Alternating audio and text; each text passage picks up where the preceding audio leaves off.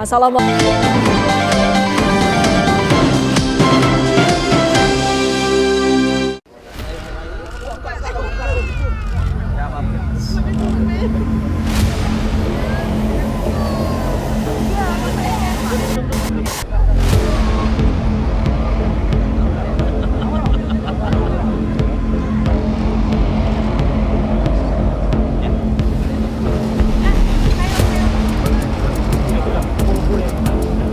Udah. Wah. Ayo.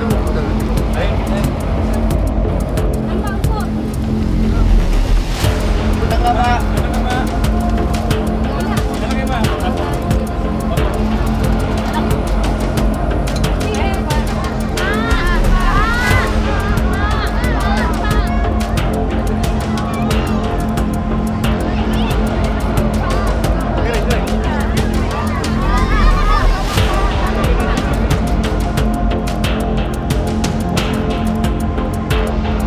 Bang, boleh nunduk nggak, Bang?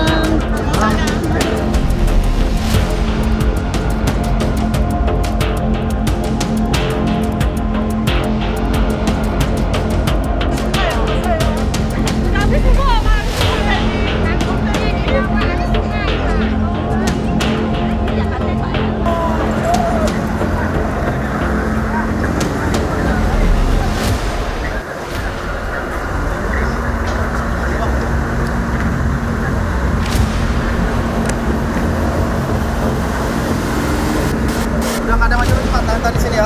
Ya, Pak. Sabar ya, sabar Pak, sabar Pak. Sabar Pak, sabar Pak. Sabar ya, sabar ya.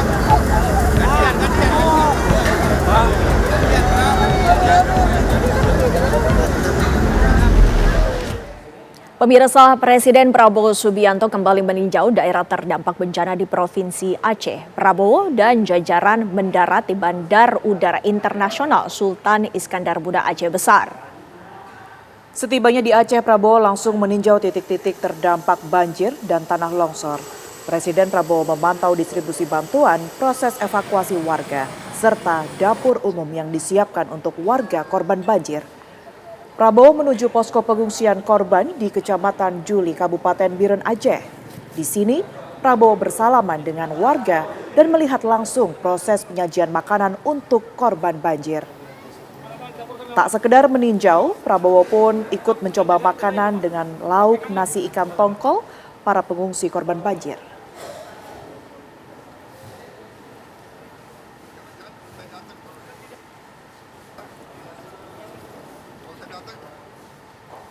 Presiden Prabowo Subianto meninjau proses perbaikan jembatan Baili Telpin Mane yang berada di Kabupaten Biren Aceh. Jembatan ini terputus akibat banjir dan longsor yang menerjang. Presiden Prabowo Subianto didampingi oleh Gubernur Aceh Muzakir Manaf, Menteri Pekerjaan Umum Dodi Hanggodo, Menteri ESDM Bahlil Lahadalia, hingga Seskap Teddy Indrawijaya melihat langsung proses perbaikan jembatan Baili. Prabowo meninjau kerangka jembatan yang menghubungkan Biren dengan Takengon. Prabowo juga tampak berdiskusi dengan jajaran dan pemerintah daerah agar jembatan segera rampung dan siap untuk difungsikan kembali.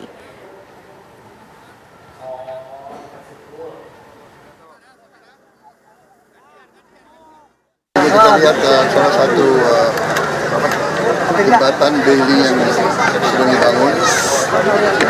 Mereka kerja terus, diharapkan 1 minggu sudah bisa buka. Dan dari sini bisa terus untuk membuka 3 jembatan lagi yang menuju Bener Meriah dan Takengon ke atas. Jadi kita lihat semua usaha kita kerahkan ya. Nanti semua jembatan kita akan perbaiki, mudah-mudahan 1-2 minggu ya. Kita kerja terus karena masalahnya adalah tembus ini baru kita bisa kerja yang selanjutnya. Ya pemirsa, kami akan langsung update informasinya untuk Anda bersama dengan rekan kami Brilian Syaheran saat ini. Selamat malam Brilian, silakan dengan laporan Anda.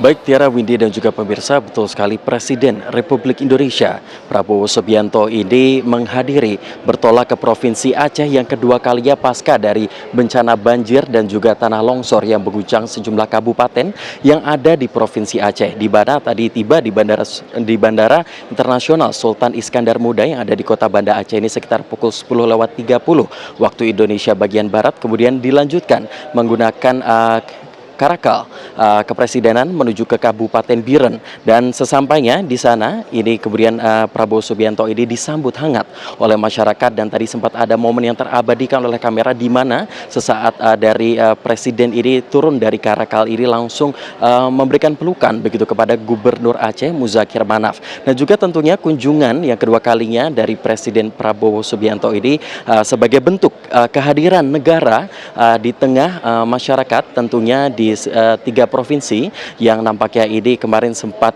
terguncang begitu pasca dari bencana hidrometeorologi.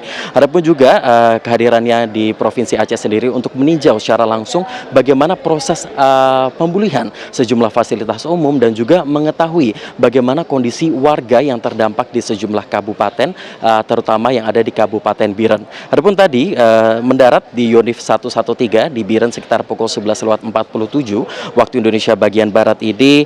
Ia kemudian meninjau pembangunan jembatan Bailey atau jembatan darurat yang ini nampaknya ini menjadi penghubung antara Provinsi Aceh dengan Provinsi Sumatera, karena jembatan tersebut itu merupakan jembatan atau jalur lintas Sumatera yang dimana menjanjikan nantinya akan rampung dalam kurun waktu 2 sampai dengan 3 hari ke depan. Adapun juga tadi menemui para warga yang terdampak dan menjanjikan sejumlah poin. Yang pertama adalah perbaikan bendungan dan juga sawah yang rusak.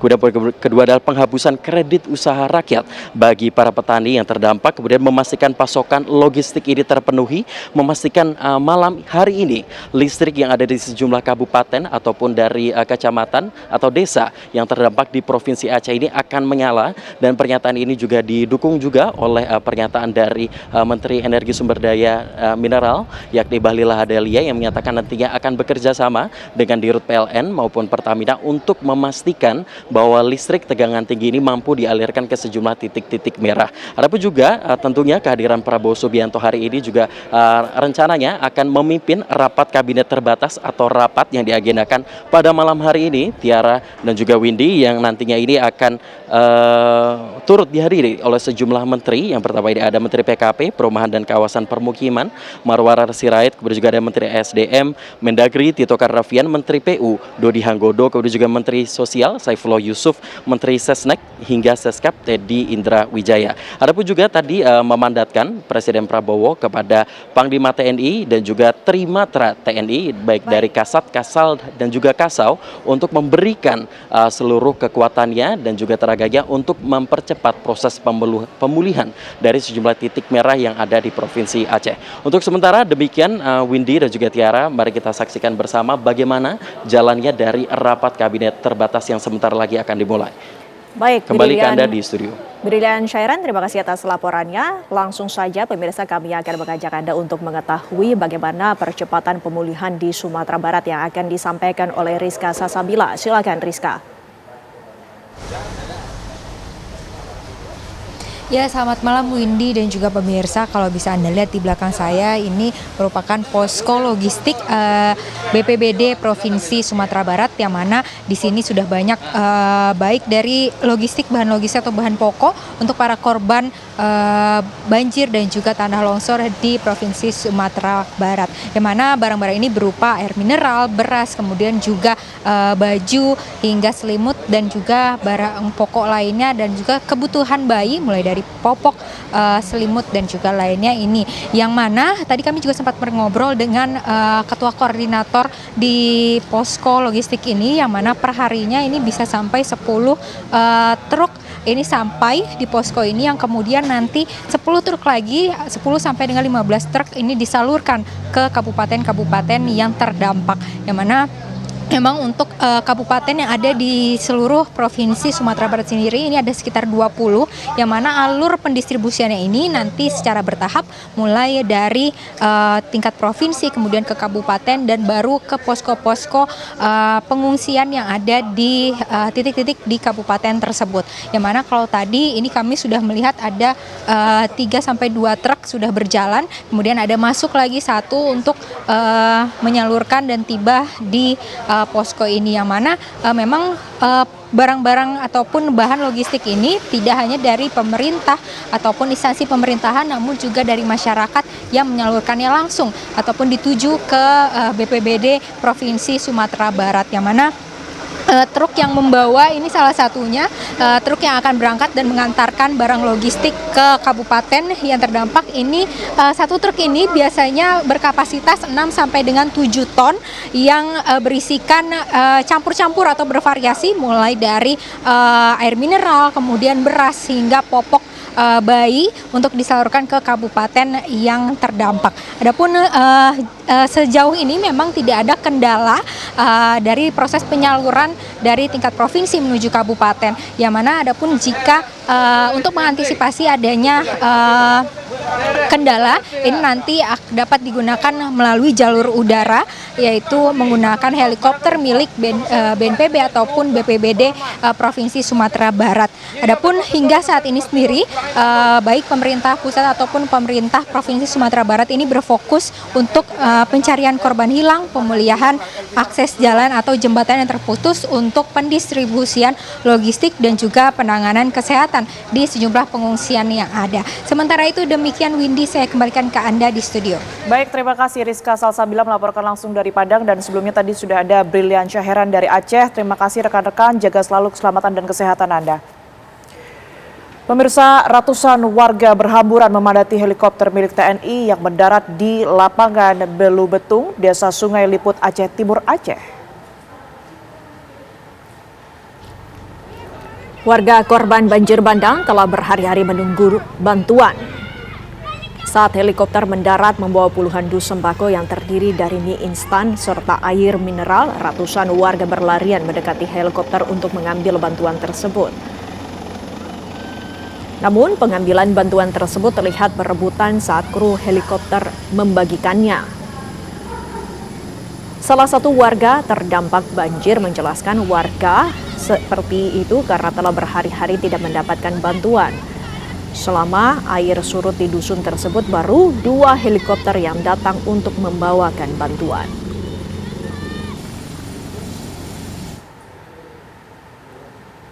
Pemirsa, jurnalis TV One Sharon Situmorang berhasil menembus wilayah terparah dihantam banjir bandang dan longsor di Tapanuli Tengah, Sumatera Utara. Dalam perjalanan ini, jurnalis kami bersama dengan rombongan Bupati Tapanuli Tengah, Masinton Pasaribu.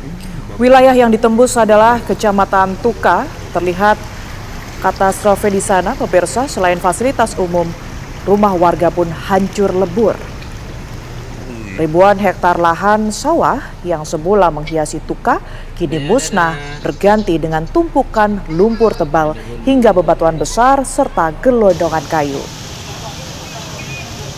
Rombongan bahkan harus menerjang genangan air lebih dari setengah meter di ruas jalan sepanjang ratusan meter. Hingga hari ini, BPBD Tapanuli Tengah mencatat 103 orang meninggal dunia, sementara ratusan lainnya hilang.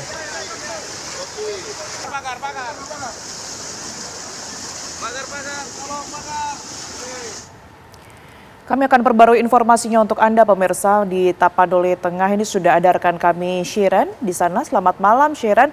Seperti apa kondisi terkini di Tapanuli Tengah? Baik, Tiara dan Windy di studio dapat kami sampaikan tempat saya berdiri saat ini berada di pusat kota Pandan, atau ini merupakan pusat pemerintahan Kabupaten Tapanuli Tengah yang memang pasca banjir bandang pada tanggal 25 November lalu ini merupakan digenangi oleh banjir dan lumpur. Dan untuk saat ini dapat kami sampaikan bahwa kondisi terbaru di lokasi banjir bandang terparah, yaitu salah satunya adalah Kecamatan Tuka. Terparahnya itu lagi itu tepatnya di lingkungan 4, Kelurahan Hutana Bolon, Kecamatan Tuka. Saat kami berhasil menembus ke lokasi ini, memang mobil-mobil pribadi milik warga tersapu banjir bandang dan berada di pinggir jalan. Untuk sampai ke lokasi ini memang masih harus ekstra hati-hati. Kemudian diharapkan juga bahwa masyarakat yang masih berada di sekitaran lintasan banjir bandang ini masih tetap ada yang tinggal, sehingga dikhawatirkan mengingat ini kondisi cuaca di Kabupaten Tapanuli Tengah sampai saat ini masih cuaca buruk.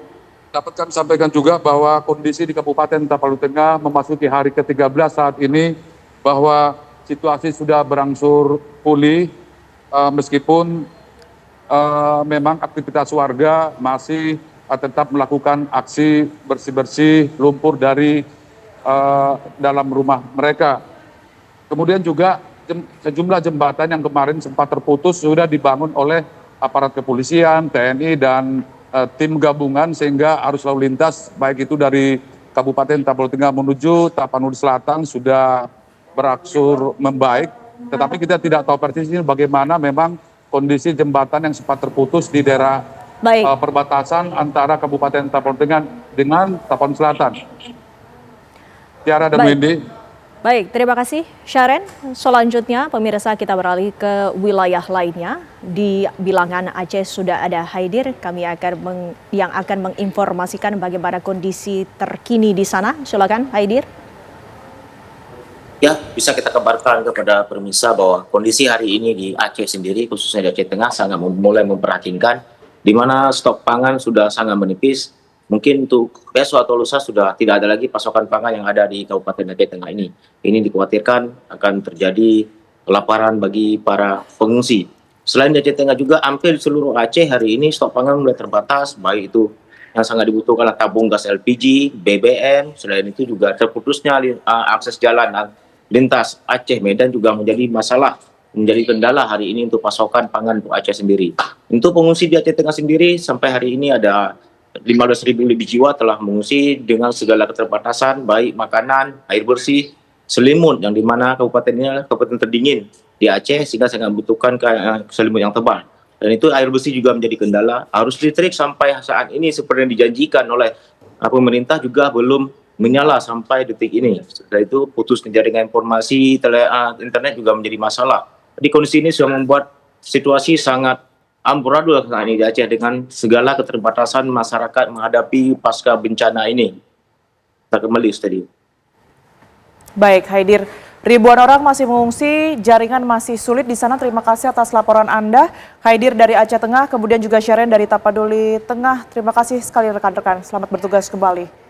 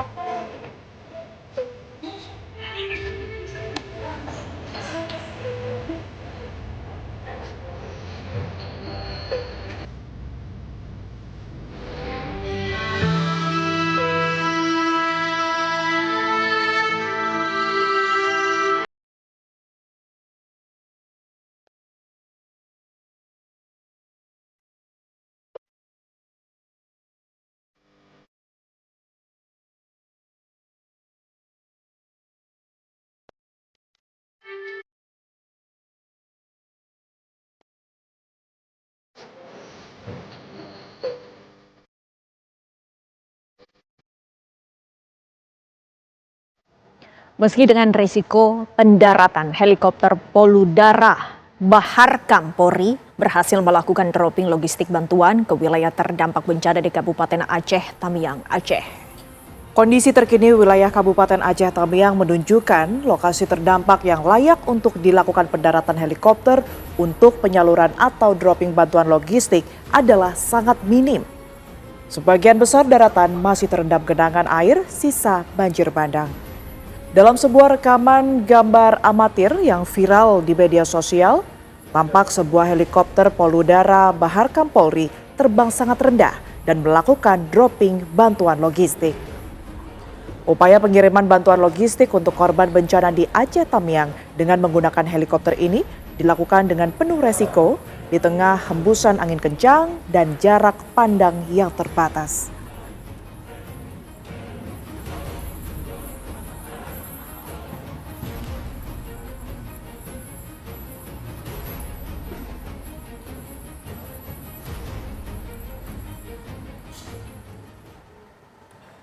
Pemirsa, hampir 2 pekan banjir bandang melumpuhkan Aceh Tamiang. Warga masih kesulitan dan endapan lumpur masih tersisa di jalan-jalan dan permukiman di Kabupaten Aceh Tamiang, Provinsi Aceh.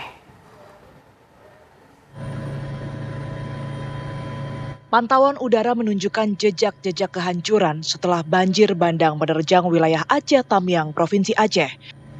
Ribuan rumah masih tergenang meskipun banjir terjadi sudah hampir 2 pekan. Banjir juga menghancurkan fasilitas-fasilitas umum sampai kawasan niaga. Hantaman arus deras banjir telah menyapu kawasan 12 kecamatan di Kabupaten Aceh Tamiang. Jalan-jalan utama di Aceh Tamiang juga masih tertutup lumpur dan tumpukan kayu dan serasah. Kendaraan-kendaraan yang tersapu banjir juga masih teronggok di antara puing. Saat ini pengungsi membutuhkan air bersih, makanan siap santap, pakaian, sampai kebutuhan bayi dan wanita. Mereka berharap pemerintah segera turun tangan membantu mereka yang terancam kelaparan. Akses jalan lintas Sumatera hingga kini masih belum sepenuhnya dapat dilalui kendaraan. Dari pantauan udara Kota Kuala Simpang, Kabupaten Aceh Tamiang, Aceh, masih banyak puing-puing sisa terjangan banjir bandang.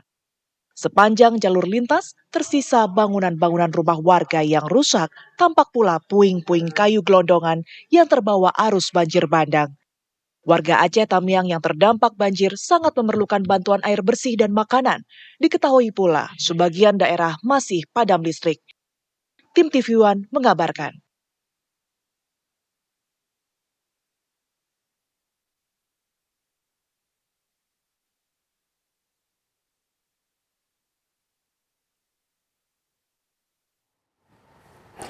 Pemirsa, satu lagi jalur ikonik yang berada di Sumatera Barat rusak akibat bencana banjir dan tanah longsor. Pekan lalu adalah jalur nasional Padang Bukit Tinggi di kawasan Lembah Anai.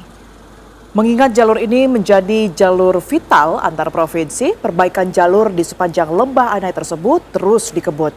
Namun di tengah upaya perbaikan tersebar isu bahwa jalur Lembah Anai sudah dibuka. Padahal saat ini jalur tersebut hanya dibuka untuk keperluan mendesak, sementara untuk keperluan umum belum diizinkan melintas. Hal itu dikarenakan perbaikan belum sepenuhnya selesai. Karenanya jalur tersebut masih dianggap berbahaya untuk dilintasi banyak kendaraan.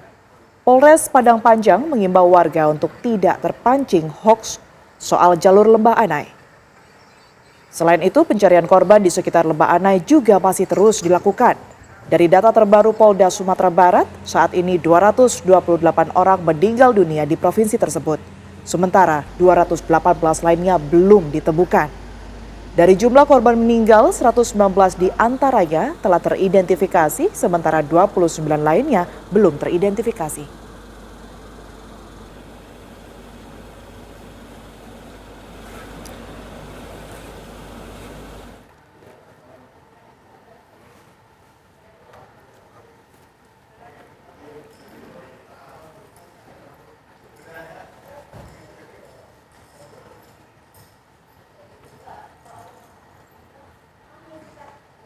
Kami akan ajak Anda pemirsa untuk mengupdate informasi kondisi terkini di Tanah Datar bersama dengan Bupati Tanah Datar yang telah tersambung bersama kami melalui virtual, Bapak Eka Putra. Selamat malam Pak Bupati.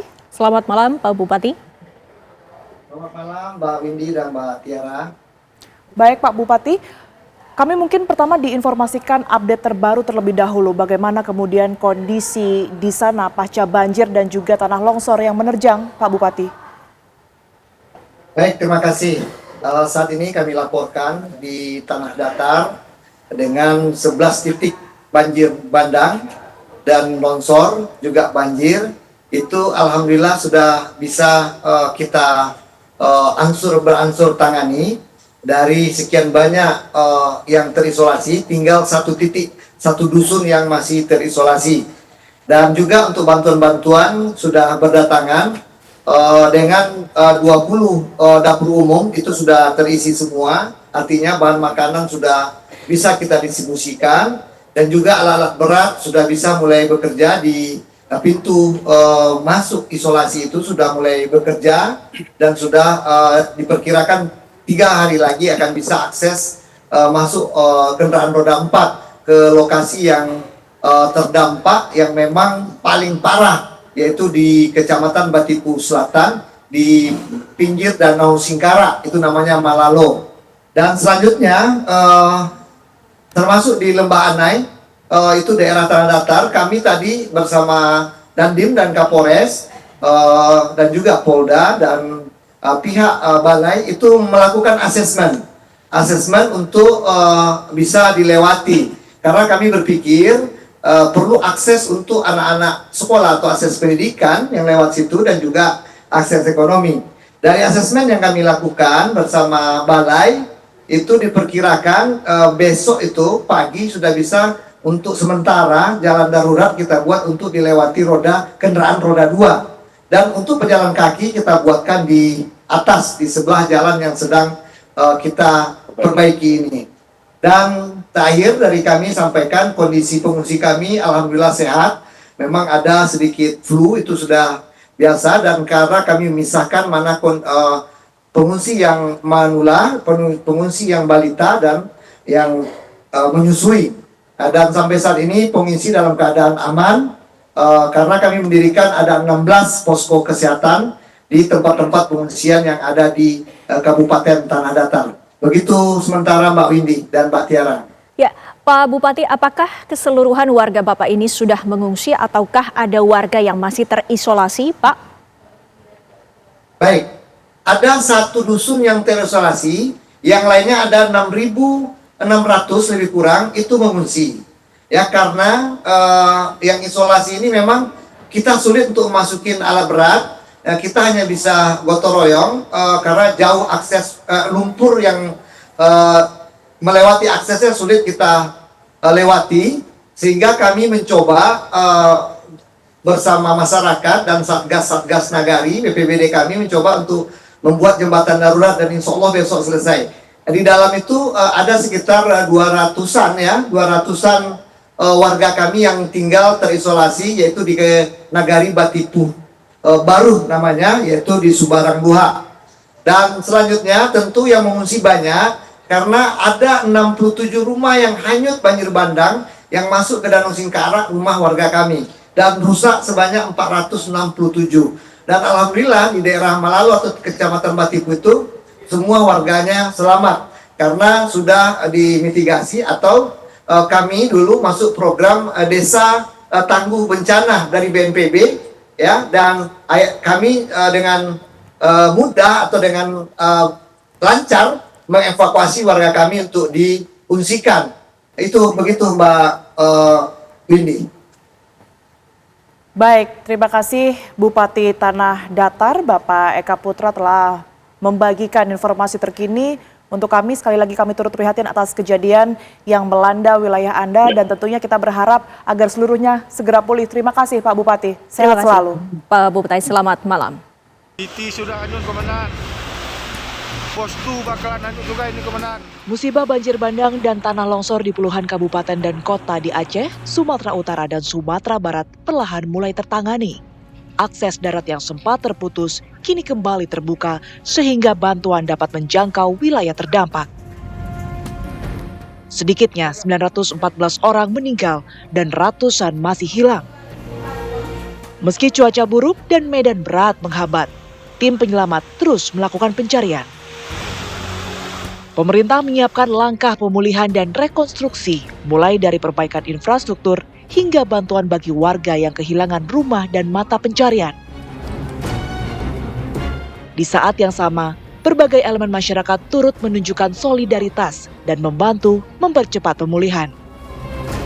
Lantas bagaimana kondisi terkini di wilayah terdampak, sejauh mana perkembangan pencarian korban hilang. Langkah apa yang diperlukan untuk memastikan bantuan serta proses pemulihan berjalan tepat sasaran tanpa tumpang tindih?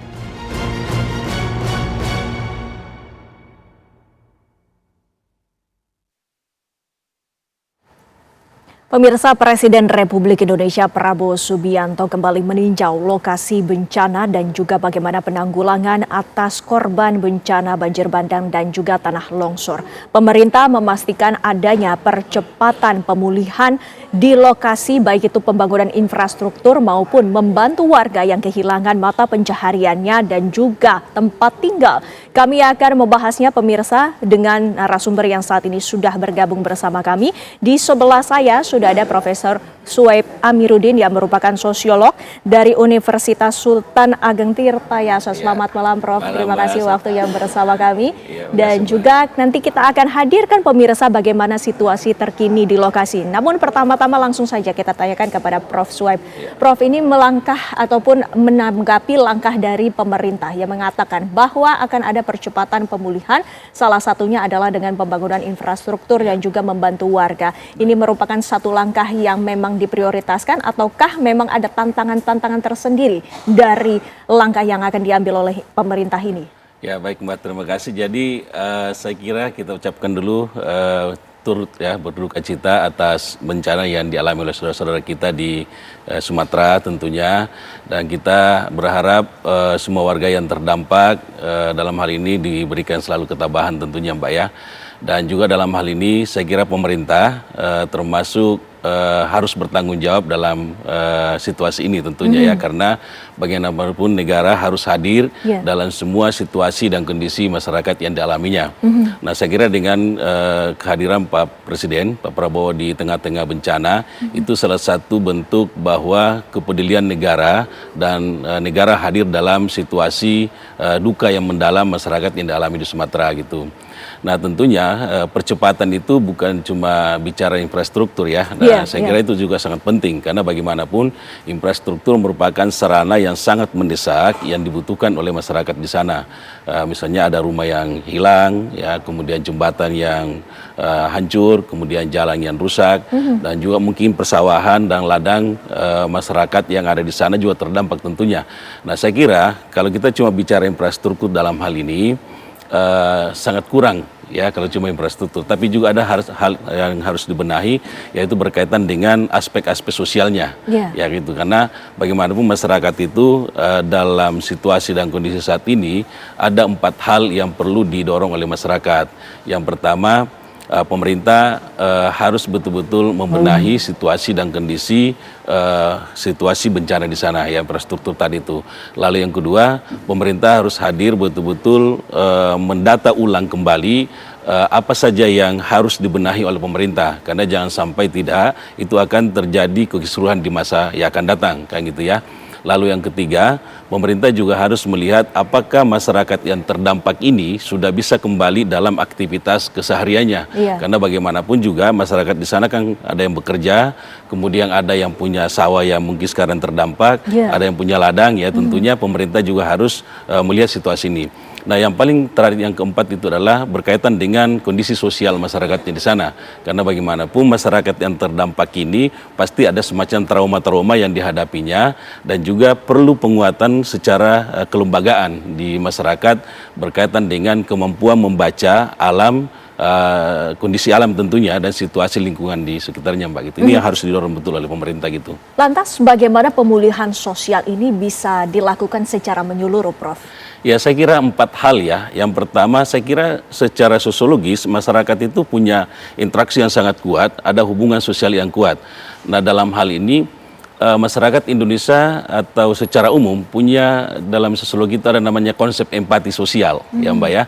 Empati sosial itu ada 3 indikator yang dilihat di dalamnya. Yang pertama adalah ada ikatan emosional yang dibangun. Misalnya gini, ketika bencana terjadi, masyarakat Indonesia secara berbondong-bondong memberikan doa yang sangat kuat, keprihatinan tentunya yang paling pertama ya, secara empati.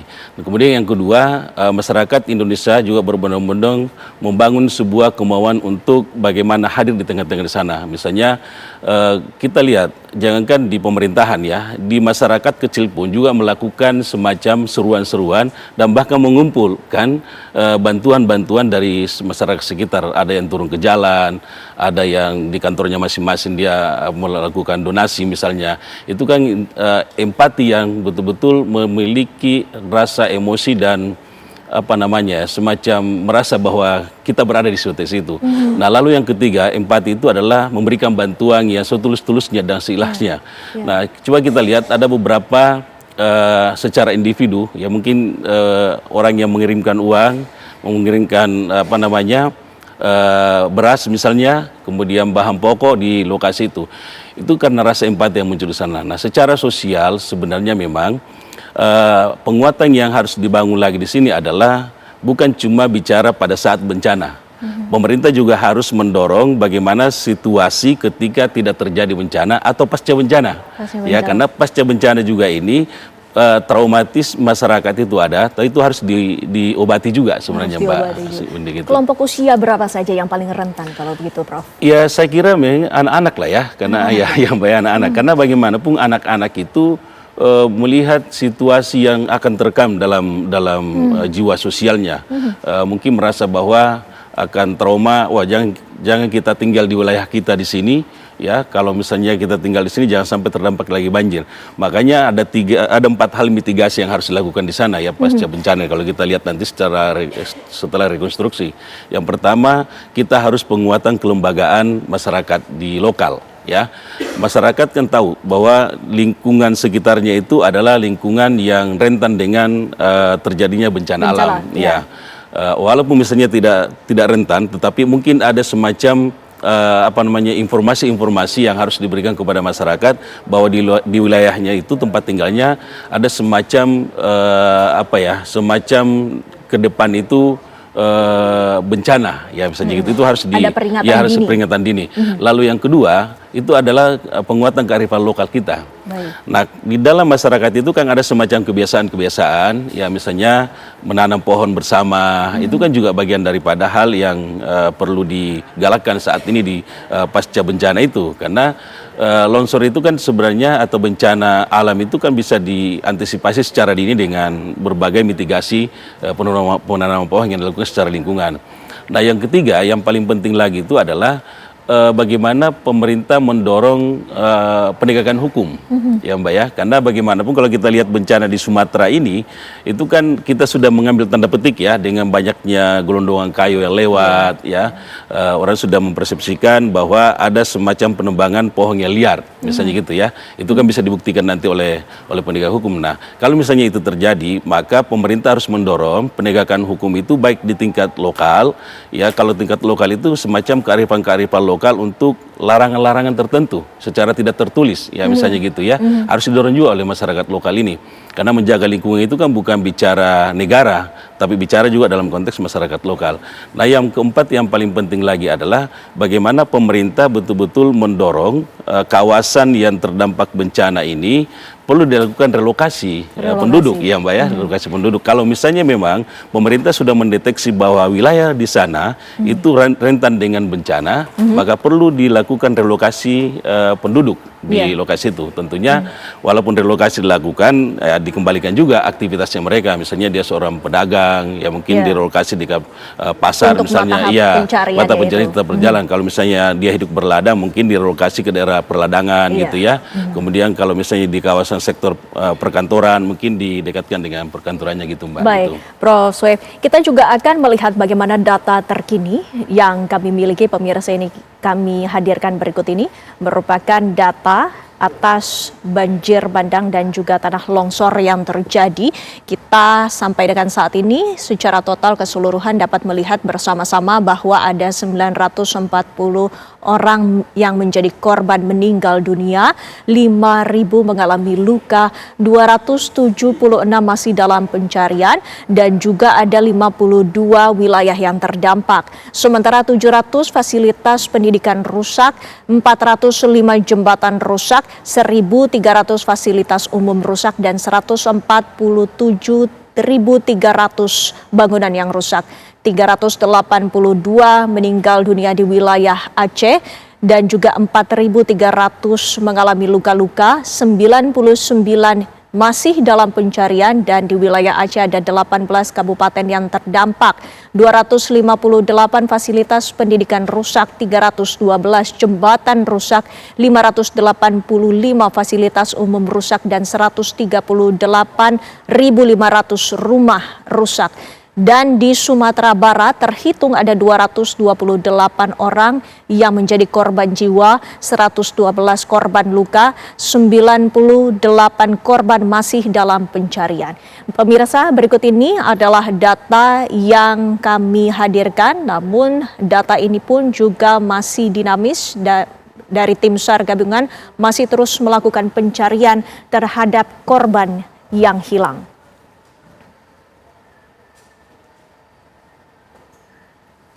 Pemirsa, sesaat lagi kami juga akan berbincang dengan salah satu warga yang terdampak di lokasi bencana. Kami masih akan kembali selepas jeda pariwara berikut ini. Anda kembali bersama kami, pemirsa. Pemerintah terus melakukan proses pemulihan untuk daerah-daerah yang terdampak bencana banjir bandang dan juga tanah longsor di Sumatera. Presiden Republik Indonesia Prabowo Subianto juga tengah melakukan peninjauan secara langsung untuk mengetahui bagaimana penanganannya. Pemirsa, kami juga akan menghadirkan perbincangan dengan salah satu warga di Aceh Tengah. Sudah terhubung bersama kami, Pak Teguh Muji. Assalamualaikum, selamat malam Pak Muji. Ya, selamat malam Mbak. Ya, Pak Muji, untuk di wilayah Anda, Pak Muji, kami ingin mengetahui bagaimana penyaluran bantuan di sana, Pak. Ya, ini perlu saya konfirmasi, kami di wilayah Aceh Utara, Mbak. Baik. Wilayah bagian barat, bukan wilayah Aceh Tengah. Baik, di Aceh Utara. Untuk di Aceh Utara sendiri, penyaluran bantuannya seperti apa, Pak? Ya, secara sekarang penyaluran atau distribusinya masih belum merata karena pemerintah daerah ini kewalahan, Mbak.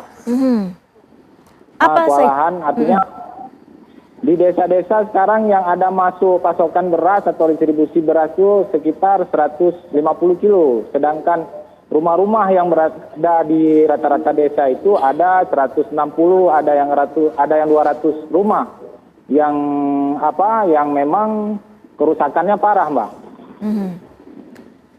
Apa saja, Pak, yang menjadi kendala? Apakah memang medan yang begitu sulit untuk menyalurkan bantuan, Pak Muji? Ya, yang pertama kemarin status penetapan bencana. Artinya kemarin kan belum ada titik terang, belum ada titik temu tentang penetapan status bencana yang kemarin masih status daerah, Mbak.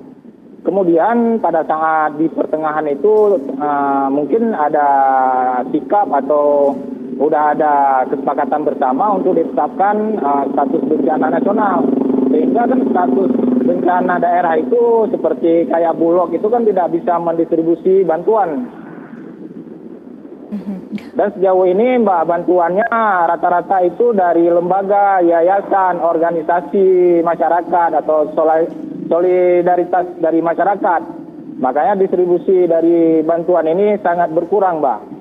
Apalagi kalau di wilayah kami di Sawang, wilayah barat itu terdiri 24 desa yang terkena bencana, yang terendam, yang luar biasa parah, Mbak. Artinya ada beberapa titik di sana yang belum menerima bantuan ini, bisa dikonfirmasi lagi. Mungkin Bapak mengetahui datanya secara lengkap? Ada, Mbak. Kalau saya katakan secara pemerintah ada, cuma tidak cukup, Mbak. Karena pemerintah daerah, seperti saya katakan tadi, pemerintah kabupaten, itu sekitar rata-rata desa 150 kilo yang udah didistribusi. Artinya itu tidak mencukupi, jauh tidak mencukupi. Itu setingkat provinsi juga demikian. Saya merasakan langsung, saya sebagai kepala desa dan juga sebagai ketua abdesi di Kecamatan Sawang. Jadi merasakan artinya kekurangan daripada bantuan yang disalurkan oleh pemerintah. warga sendiri apakah seluruhnya sudah berada di posko pengungsian ataukah masih juga ada beberapa yang di daerah terisolasi sehingga juga belum menerima bantuan? Ada sebagian warga sekarang dari pagi biasanya pulang ke rumah, bersih-bersih rumah. Mungkin siangnya nanti balik ke posko atau balik ke dapur umum, Mbak. Rata-rata di desa kayak gitu, Mbak. Lantas apa yang paling dibutuhkan oleh warga di sana, Pak Muji? Kalau sekarang, Mbak, itu kan kita ada beberapa segmen dalam masyarakat, baik itu ada lansia, ada dewasa, juga balita, dan khususnya bayi. Itu, Mbak, itu yang pertama, itu yang dibutuhkan. Yang paling mendasar itu kesehatan dulu. Yang pertama, artinya harus ada klinik berjalan, kemudian menyangkut gizi bayi, baik balita, baik susu, atau makanan-makanan yang bergizi untuk bayi, Mbak. Baik. Itu yang paling dibutuhkan. Baik Pak Muji, Prof. Sweb, ini langsung saja kita tanggapi bagaimana kondisi di lapangan. Ini artinya bantuan pun juga belum menyeluruh, ada beberapa juga usia yang rentan, baik itu dari balita. Fokus yang tadi dikhawatirkan oleh warga terutama adalah dari pasokan makanan dan juga kesehatan, Prof. Sweb. Betul. Ya tentunya Pak Muji, ya tentunya kita sangat prihatin dengan situasi ini. Saya kira memang tadi kalau kita lihat wacananya Mbak, mata rantai pasokan ini yang harus betul-betul didorong ya. Jadi mata rantai pasokan itu kan harus betul-betul dibangun dari berbagai elemen organisasi. Karena kalau kita cuma bicara pemerintah, itu kan terbatas segmentasinya. Jadi butuh melibatkan komunitas-komunitas di masyarakat supaya apa yang dibutuhkan di lokasi itu segera sampai. Ya, karena kalau bagaimanapun ada 3 kalau kita tadi lihat, yang pertama adalah anak-anak rentan dengan situasi makanan tentunya sangat terbatas. Yang kedua, kalau kita lihat tadi pasokan bahan makanan sampai ke lokasi itu juga harus kita tahu berapa jam, karena bagaimanapun masyarakat Indonesia itu kan terbiasa makan dengan 3 kali satu hari kan misalnya gitu ya. Jadi apakah di dapur itu tersedia atau tidak dengan kondisi makanan yang betul-betul dibutuhkan di masyarakat sekitar. Nah, yang ketiga lagi tadi yang disampaikan oleh Pak Muji berkaitan dengan apakah pemerintah dalam hal ini secara sinkronisasi bantuan langsung ke sana atau tidak. Karena ini juga lagi-lagi yang namanya bantuan ke lokasi bisa saja diarahkan ke lokasi A itu ternyata sampai tibanya di lokasi B. Nah, ini harus didata betul dengan baik. Ya saya kira dengan Pak Muji di sana itu harus didata dengan baik betul dengan data yang valid tentunya supaya distribusi mata rantai bahan makanan kemudian pasokan yang dibutuhkan betul-betul masyarakat di sana itu bisa terdistribusi dengan baik sesuai dengan yang membutuhkan. Karena jangan sampai bantuan ini sampai ke tangan yang tidak membutuhkan. Nah, apalagi sekarang ini dapur umum ya saya kira memang harus dipastikan oleh pemerintah bahwa itu betul-betul berjalan dengan baik gitu, Mbak. Mbak Windy. Dan juga kita ketahui bahwa sampai dengan saat ini bantuan juga terus dilakukan dan juga diupayakan. Sementara itu Prof, kami juga ingin menanyakan dengan adanya kendala-kendala yang sampai dengan saat ini belum menyeluruh, kita juga akan melihat bahwa pemerintah akan terus melakukan penanganan, salah satunya adalah dengan dilakukannya rapat terbatas. Ini kita sama-sama melihat ini adalah suasana di Lanut Sultan Iskandar Muda yang merupakan salah satu lokasi di mana dilakukannya koordinasi dari pemerintah, baik juga dari pemerintah pusat, Presiden pun juga hadir untuk berkoordinasi dengan pemerintah daerah dengan kepala-kepala daerah untuk mengantisipasi ataupun melakukan percepatan penanggulangan bencana agar warga juga yang tadinya belum mendapatkan bantuan ini langsung menerima bantuan secara menyeluruh tanpa tumpang tindih. Prof. Sweb, ini adalah langkah yang mungkin dilakukan oleh pemerintah, tapi kondisinya ini sudah hampir 2 pekan. Masyarakat pun ini dalam kondisi yang genting, membutuhkan makanan itu adalah hal yang paling krusial. Prof. Sweb. Ya saya kira memang kalau kita lihat bahan pokok itu sangat penting ya, hal yang dasar Mbak Windy ya. Nah kalau kita lihat sekarang ada rapat koordinasi ini sangat penting karena bagaimanapun menangani bencana itu bukan cuma sekedar satu elemen instansi ya atau satu kementerian, tapi ini harus dilibatkan semua kementerian turun di lapangan berdasarkan dengan segmentasi penyelesaiannya kayak gitu ya. Nah Makanya kalau kita bicara berkaitan dengan bantuan, ini kan lagi-lagi saya selalu mengatakan bahwa bantuan itu sebenarnya kalau diukur dengan baik, ya berdasarkan dengan wilayah, diukur ke jauhnya wilayah, kemudian segmentasi yang akan menerima, segmentasi masyarakat yang terdampak. Ini kan sebenarnya data yang harus dirilis, Mbak ya, data yang harus dirilis supaya nanti ketika rapat yang dilakukan oleh pemerintah ini sekarang betul-betul data yang diserahkan kepada mereka.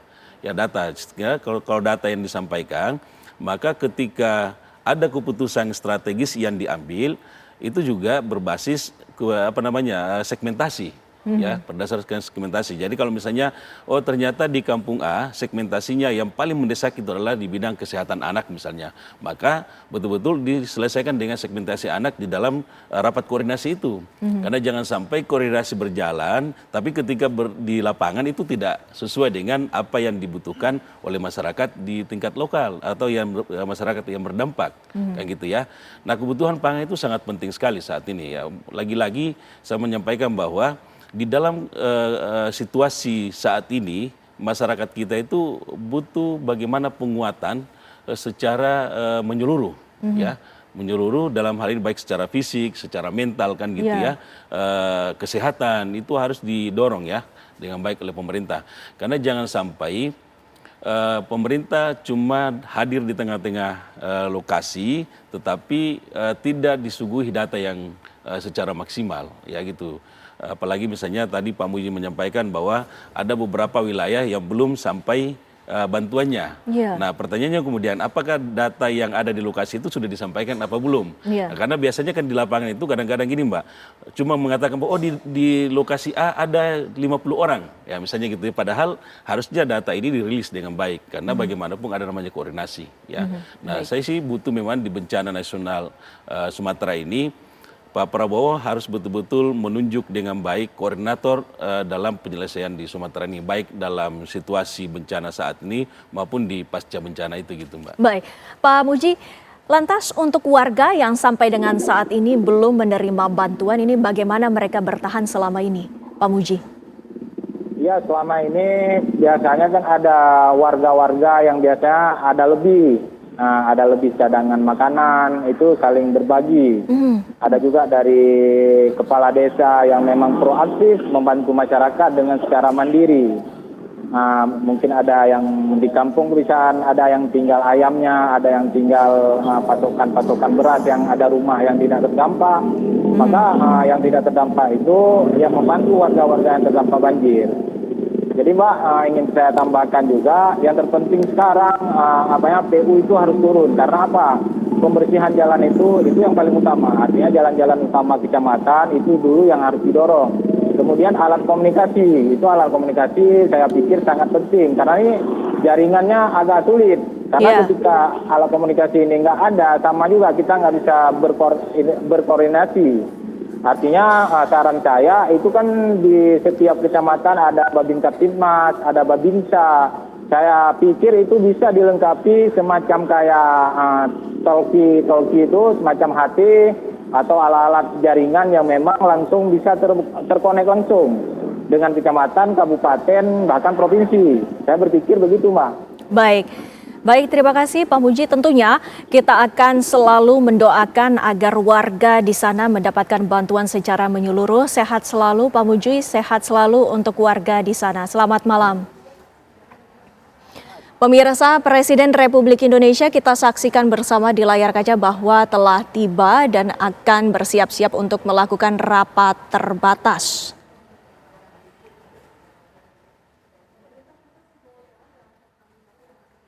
Izin Bapak Presiden dengan hormat dilaporkan pada malam hari ini 7 Desember 2025 hari Minggu di posko bencana bertempat di Aceh. Setelah 10 merah putih Bu Erlin, suara Bu Erlin langsung terkait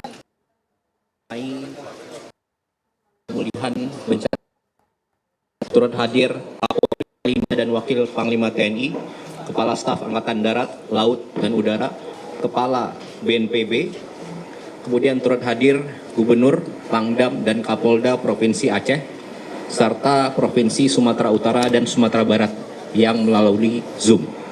Selanjutnya dengan hormat Bapak Presiden berkenan memberikan arahan. Baik, selamat malam saudara sekalian.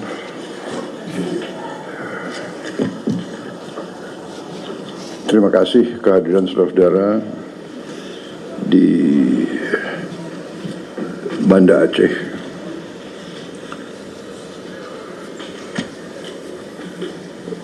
Hari ini saya datang untuk kedua kalinya dan tadi saya bersama Gubernur Aceh dan beberapa pejabat langsung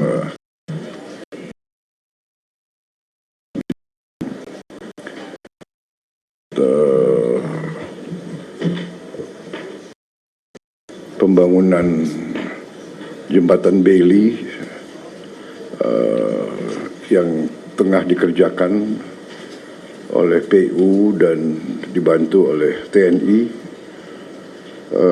dan saya melihat pekerjaannya juga berjalan dengan baik.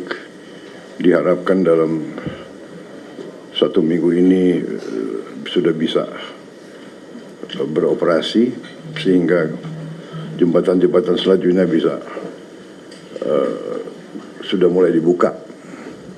Kemudian saya dapat laporan kondisi memang cukup memprihatinkan, ya. Sawah juga banyak yang rusak. Menteri Pertanian ada di sini? Tidak ada ya? Oke, kemudian nanti dicatat aja. Kemudian bendungan-bendungan cukup banyak yang jebol ya, yang besar-besar maupun yang kecil-kecil. Jadi irigasi ini sangat penting nanti. Kemudian gubernur dan para bupati melaporkan cukup banyak perumahan yang harus kita bantu untuk dibangun kembali.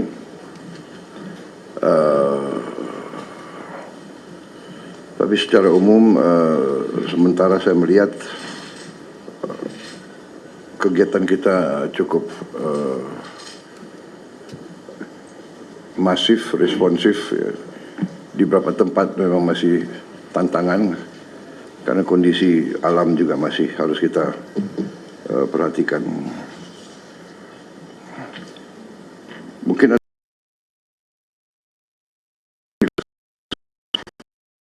atau silakan Kepala BNPB, silakan. Terima kasih Pak Presiden. Bismillahirrahmanirrahim. Assalamualaikum warahmatullahi wabarakatuh. Selamat malam, salam sejahtera bagi kita semua. Salam, Om Swastiastu, Namo Buddhaya, salam kebajikan. Yang terhormat Bapak Presiden Republik Indonesia, yang kami hormati Bapak Menteri Koordinator Bidang Pembangunan Manusia dan Kebudayaan, Bapak-Bapak Menteri, Panglima TNI, Kapolri, Kepala Staf Angkatan, dan Bapak Ibu sekalian para direktur. Izinkan kami menyampaikan laporan per hari ini Bapak Presiden. Kami laporkan untuk korban jiwa per hari ini meninggal dunia 921 orang, hilang 392 orang, mengungsi 975.079 orang. Itu rinciannya. Ini di tiga provinsi. Ya. Baik Sumatera Utara, Aceh, dan Sumatera Barat. Ya.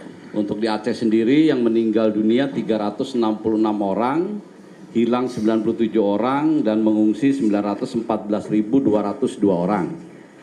Kemudian kami laporkan per provinsi Bapak Presiden. Yang pertama untuk Aceh kami laporkan untuk yang terisolir, daerah yang masih cukup berat, ada 2 kabupaten di Aceh ini adalah Bener Meriah dan Aceh Tengah Bapak Presiden. Karena gampong atau kelurahan yang terdampak itu masih ratusan, ada untuk Bener Meriah 232 desa atau gampong, Aceh Tengah 295 desa di 14 kecamatan. Tetapi yang lainnya seperti Aceh Tamiang yang kemarin belum bisa masuk, sekarang sudah relatif sudah bisa masuk bantuan dari darat, meskipun jumlah gampong yang terdampak juga masih 216 gampong. Kemudian untuk Aceh Tamiang. Kemudian kami masuk ke akses jalan nasional yang masih putus. Yang menonjol ada 3 titik Bapak Presiden. Yang pertama adalah ruas jalan Merudu ke batas Pidijaya. Di situ ada jembatan Merudu, itu masih putus. Kemudian yang Bapak Presiden tadi tinjau, itu adalah Kota Biren yang menghubungkan Biren dengan Bener Meriah. Itu namanya jembatan Tepin Mane. Kemudian ada satu lagi Bapak Presiden, yaitu ruas jalan Kota Biren dan Aceh Utara.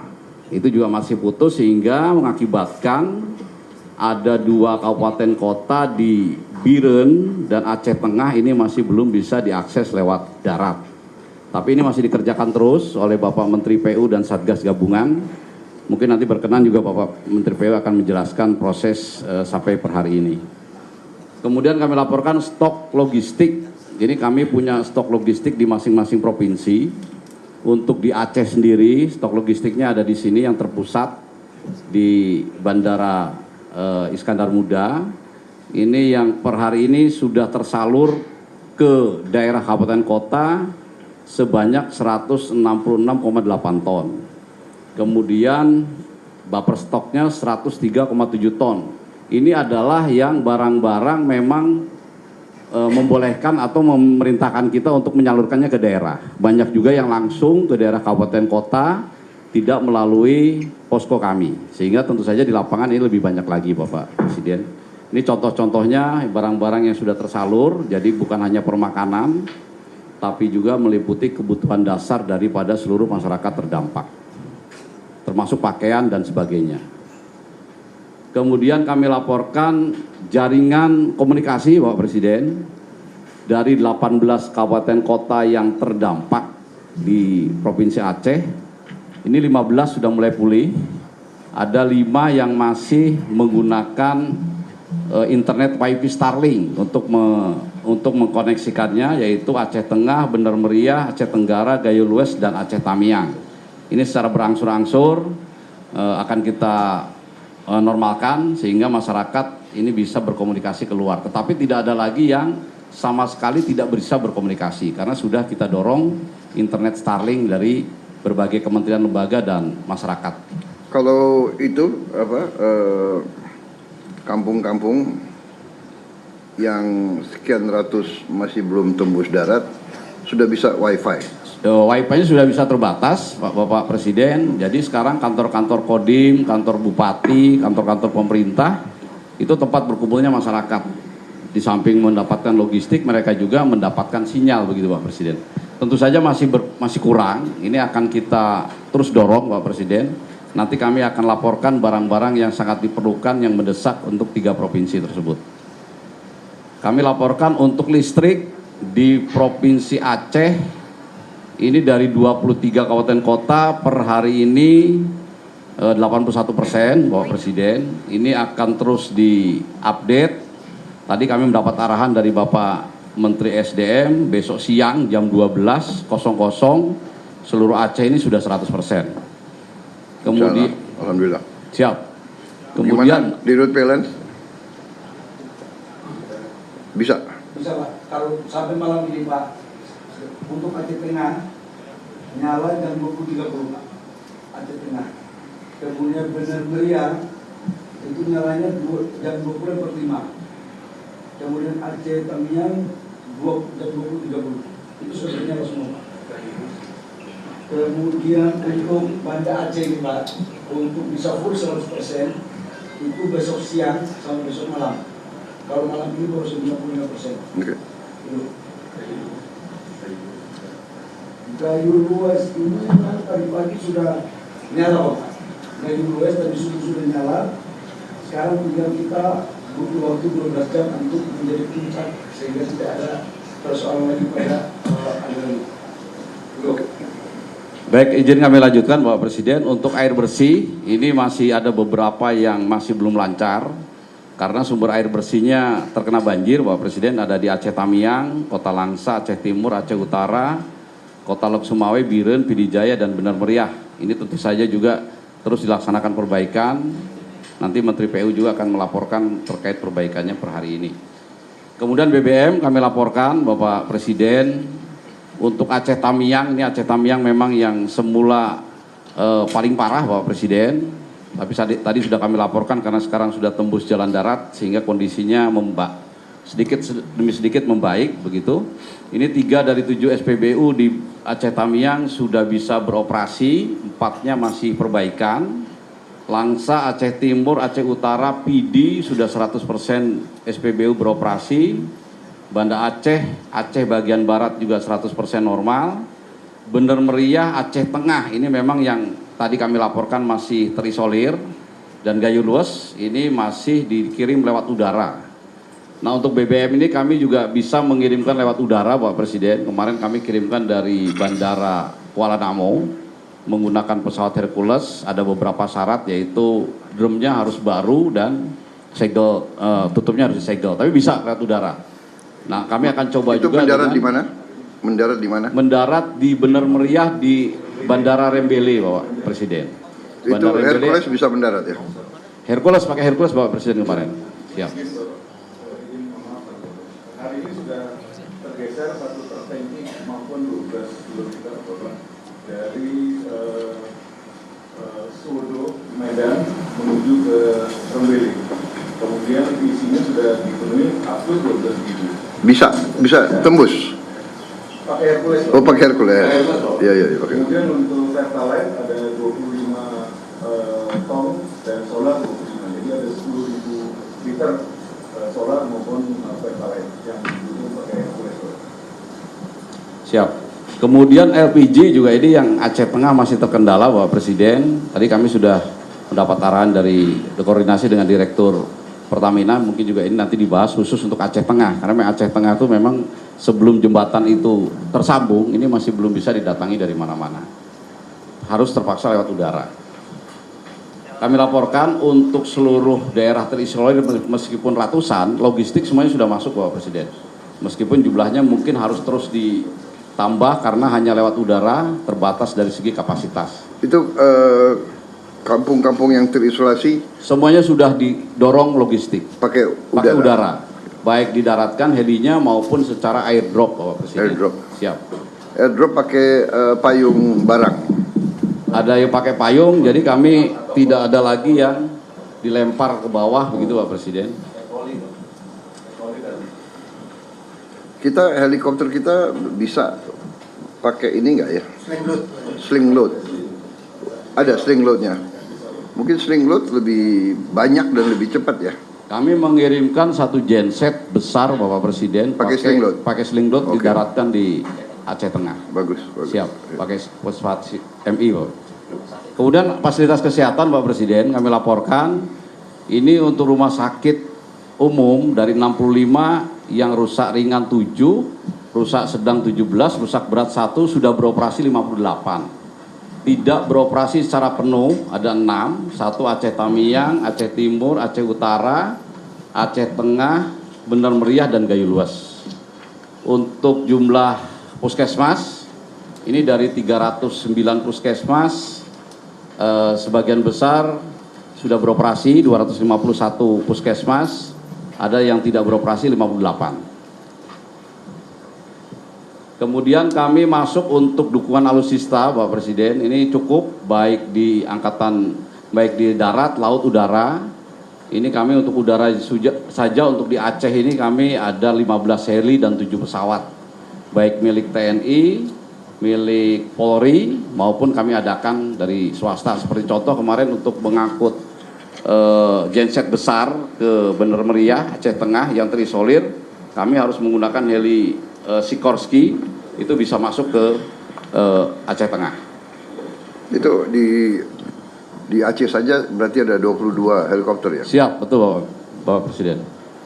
Kemudian untuk data yang kerusakan Bapak Presiden, ini kami sudah mulai mendata. Ini secara per hari ini Bapak Presiden, rumah masyarakat yang rusak itu sampai 37.546.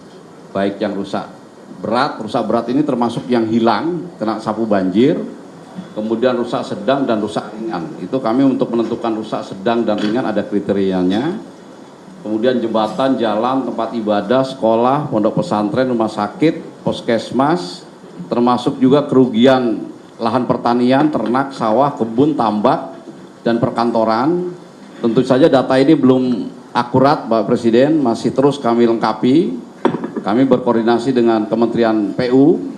Tadi dari Bapak Menteri PU khusus untuk Aceh saja, pemulihan sampai dengan saat ini kondisi seperti semula membutuhkan anggaran 25,41 triliun.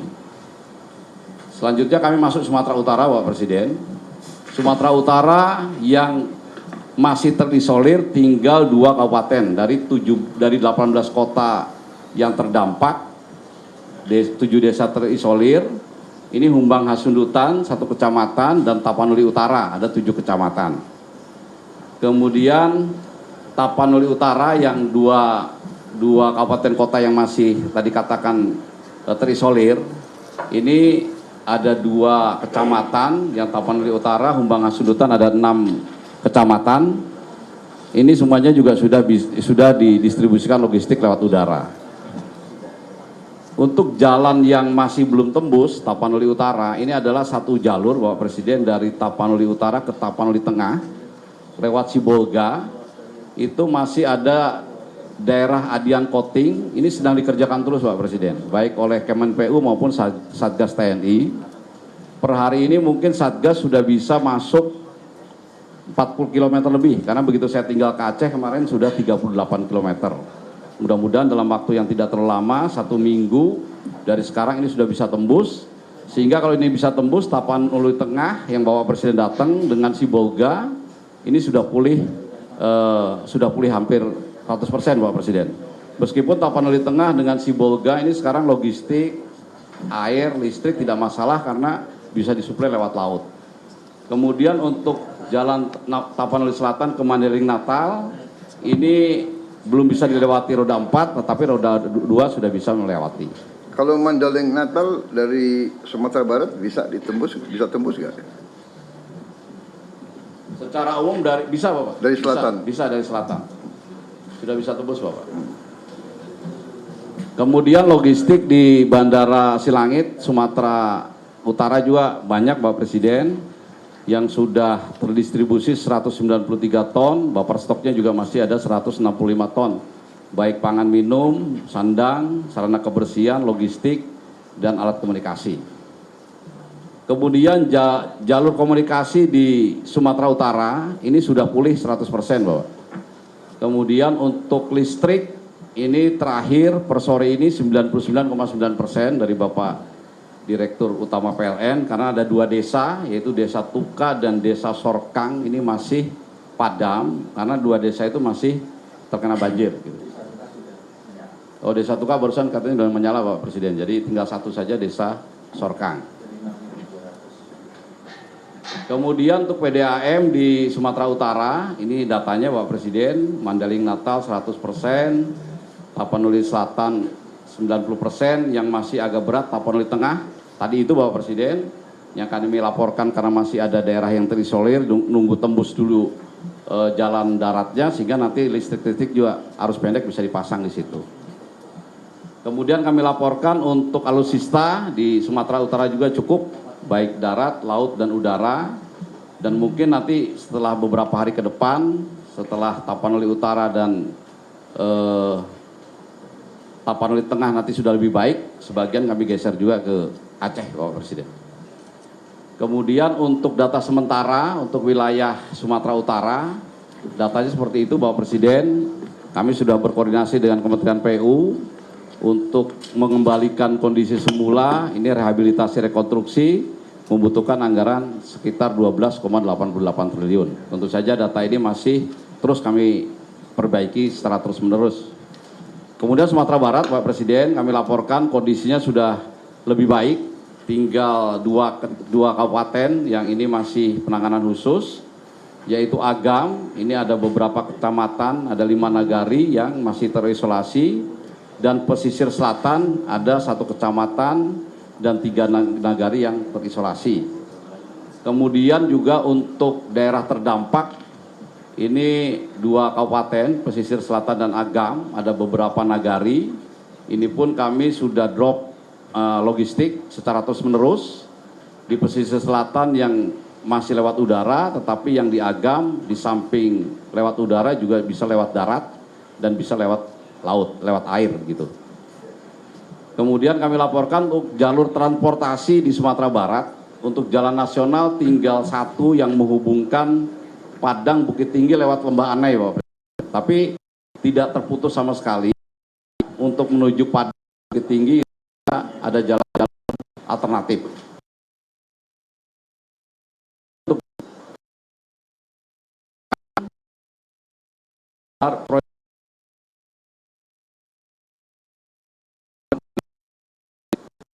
Kemudian dari Padang,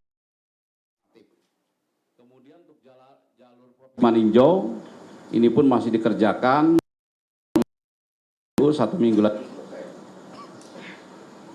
Logistik sama Pak Presiden, lengkap di Bandara Internasional Minangkabau. Per hari ini sudah tersalur 98,8 ton dan kami masih punya sisa 24,12. Komunikasi di Sumatera Barat sudah pulih 100%. Ini juga sudah pulih 100%. Untuk secara perlahan masih ada 21 kecamatan dan 7 kabupaten kota yang masih dipulihkan. Kemudian untuk alutsista membantu dropping logistik untuk di Sumatera Barat juga cukup dan memadai. Kami laporkan untuk Sumatera Barat hasil penghitungan sementara dari Kemenpu untuk memulihkan sebelum terjadi bencana atau menjadi lebih baik, ini membutuhkan anggaran 13,52 triliun. Kemudian kami punya klaster logistik nasional di Lanut Halim Perdana Kusuma, Bapak Presiden. Ini juga barang-barang cukup banyak terus berdatangan. Sekarang di Halim Perdana Kusuma kami memiliki stok 629.765 kg barang-barang. Ini kami salurkan ke Sumatera, baik ke Aceh, ke Sumbar maupun ke Sumut. Dan kami gunakan berbagai alat transportasi, baik udara, milik TNI AU, kemudian kapal laut. Kami laporkan juga dari TNI AL juga mendukung 14 kapal laut, Bapak Presiden. Kemudian juga kalau memang barangnya banyak, kami juga menggerakkan charter dari swasta. Selanjutnya kami laporkan juga dari kementerian lembaga lain juga turun semuanya membantu. Salah satu contoh saja ini Bapak Presiden dari Kemensos juga melaksanakan pendirian dan penanganan dapur lapangan. Ini di setiap titik sudah bekerja sama dengan kami. Kemudian ini kebutuhan mendesak Bapak Presiden di masing-masing wilayah. Karena di daerah-daerah terisolir ini membutuhkan barang-barang yang seperti ini. Kami contohkan ada 18 barang. Yang pertama jembatan beli Bapak Presiden.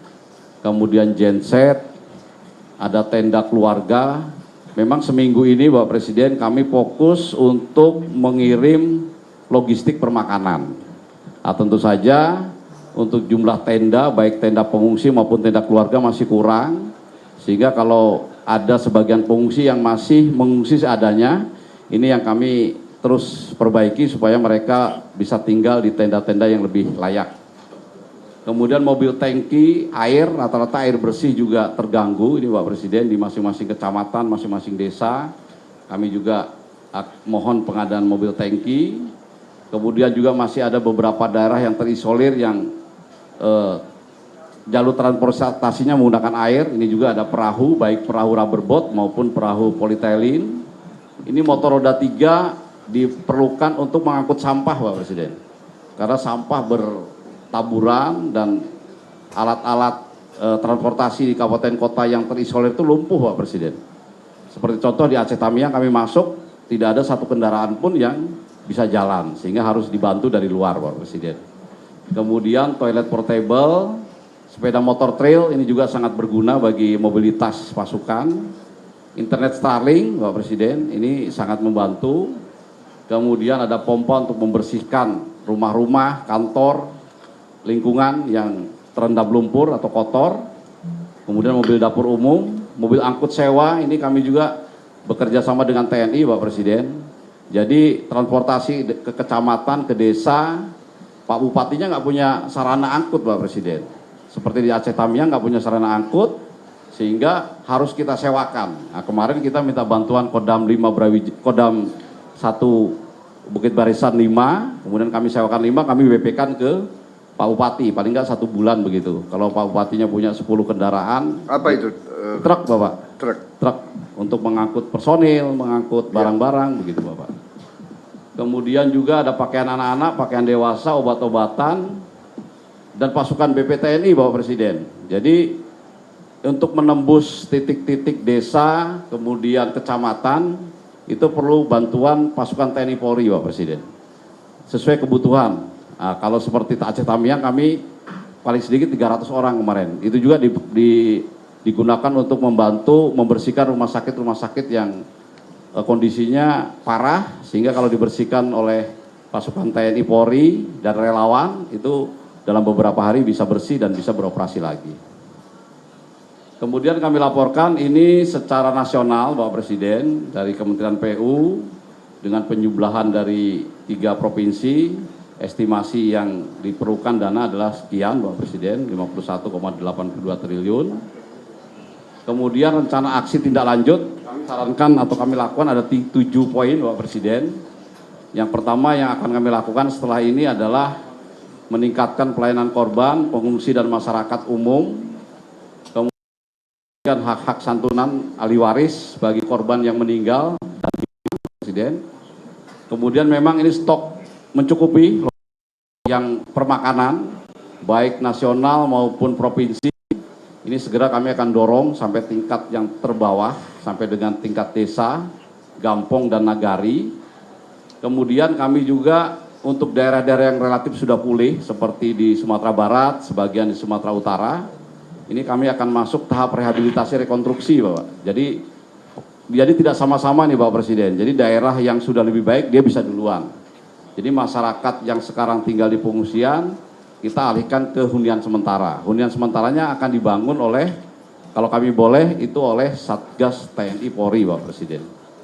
Kemudian yang untuk pembangunan Huntara itu TNI Polri, kemudian untuk Huntap, hunian tetap, Bapak Presiden, setelah Huntara jadi, kemudian dibangun hunian tetap, kami mohon yang relokasi, yang harus pindah, itu seperti, kami mohon dari Kementerian PKP yang membangun, Bapak Presiden.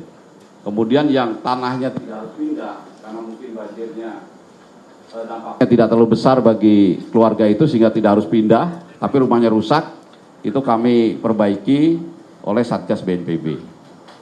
Ini salah satu contoh, Pak Presiden. Pak Presiden. Sementara apa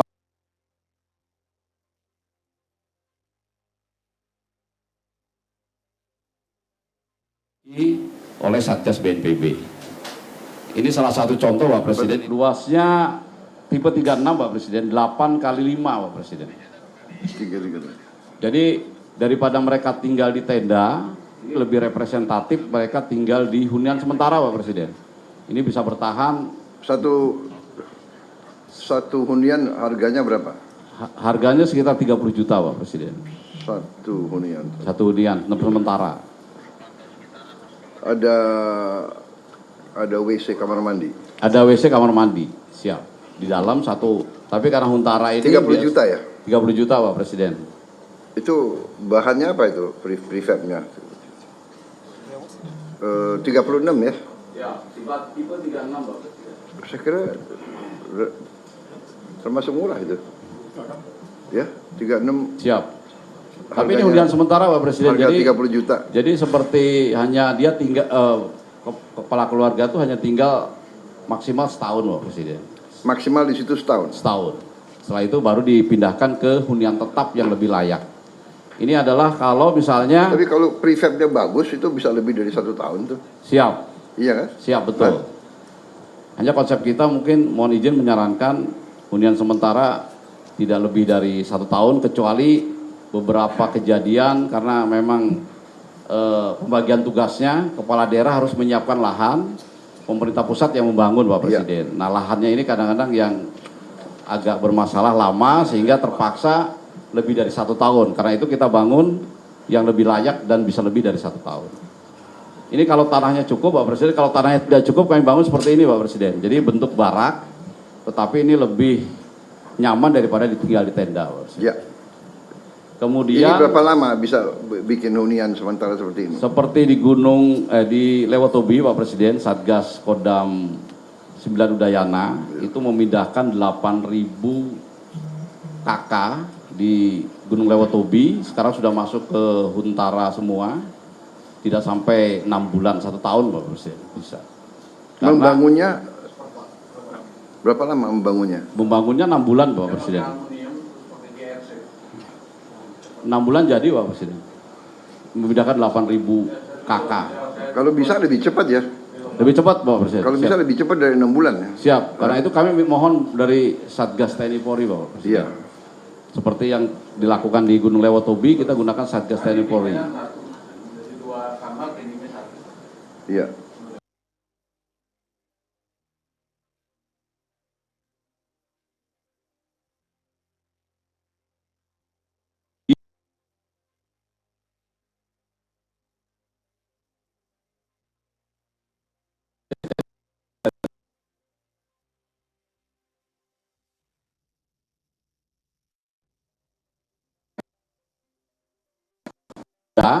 Ini kami gunakan ini model barak untuk menampung para pengungsi yang tinggal di tenda-tenda tersebut Pak Presiden. Saya kira lahannya harusnya ada lah. Siap, ya. siap. Nanti koordinasi pemerintah kabupaten, pemerintah pusat, semua KL dan terutama ATR ya, ATR Kehutanan, ATR, BPN ya, dicek semua. Recording in progress. Kalau perlu HGU bisa dicabut sementara, dikurangi ya. Siap. Ini kepentingan rakyat yang lebih penting. Siap. Ya, lahan harus ada. Siap. Oh, ya. Kemudian ini dan juga pikirkan kalau prefab. Mungkin kalau ada fabrikasi lebih murah, kita berpikir mungkin 2 tingkat. Siap. Ya kan kalau siap. Untuk mengurangi lahan ya. Siap. Menteri Perumahan gimana lahan? Bisa ya. Tapi biar selesai dulu BNP. Siap. Kemudian ini untuk yang dikerjakan oleh Kementerian PKP Pak Presiden. Jadi satu hamparan ini bisa memindahkan beribu-ribu KK Pak Presiden. Tapi kalau ini yang di PKP ini yang mencrok Pak Presiden. Ini Kementerian PKP Perumahan Pak Presiden. Kementerian Perumahan dan Kawasan Pemukiman. Oh, siap. Kementerian disingkat PKP. Siap. Ini contoh Pak Presiden.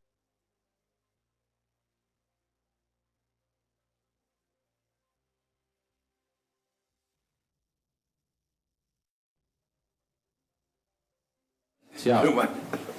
Ini sudah dibangun. Ini contoh Pak Presiden. Ini contoh penyintas bencana yang Gunung Semeru Pak Presiden. Tahun 2023. Ini dibangun di daerah yang aman. Iya. Ada 1956 KK dibangun oleh Kementerian PKP dan begitu erupsi 2024-2025 kemarin tidak ada yang korban satupun, tidak sampai ke sini laharnya. Artinya pemilihan tepat titik relokasi sudah tepat. Jadi nanti kombinasi Pak Presiden, ada yang relokasi pusat seperti ini, ada juga yang relokasi mandiri Pak Presiden. Nah masyarakat sendiri yang menentukan tanahnya. Nah biasanya mencrok-mencrok di sela-sela kampung. Nah, ini kami bangun sendiri. Ini hunian tetap. Recording stopped. Anggaran 60 juta cukup. Selama ini cukup, tapi kalau memang Pak Presiden Pemirsa, apa kabar Indonesia Malam? Kami akhiri di sini. Konferensi pers berkaitan dengan penanganan korban dan juga bencana tanah longsor serta banjir di Sumatera serta Aceh bersama dengan Presiden Republik Indonesia Prabowo Subianto akan kami hadirkan dalam program Breaking News. Saya Tiara Harahap. Dan saya Windy Wellington, pamit undur diri. Selamat malam, sampai jumpa.